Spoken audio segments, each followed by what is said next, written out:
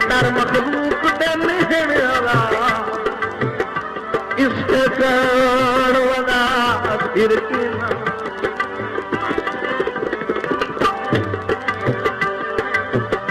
ते देख तेरी होर वगा